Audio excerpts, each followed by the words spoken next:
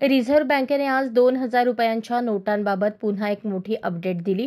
नोटा बदलण्याचा निर्णय घेतल्यानंतर 98.18% नोटा बँकिंग प्रणालीत परत आल्या. मात्र 6,471 कोटी रुपयांच्या नोटा अजूनही लोकांकडे आहेत, असा दावा बँकेने केला आहे.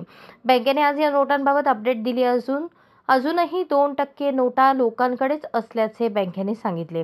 2,000 रुपयांच्या नोटा चलनातून बाद करण्याचा निर्णय 19 मे 2023 रोजी रिझर्व्ह बँकेने घेतला होता.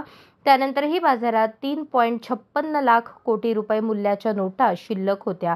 आता 28 फेब्रुवारी 2025 पर्यंत त्यातील बऱ्याच नोटा इतर बँकांकडून रिझर्व्ह बँकेकडे परत आल्या. मात्र अजूनही 6,471 कोटी रुपयांच्या नोटा बाजारात आहेत. या नोटांचे मूल्य बाद झाले तरी त्या नोटा काही जणांकडे शिल्लक आहेत, असे RBIने स्पष्ट केले.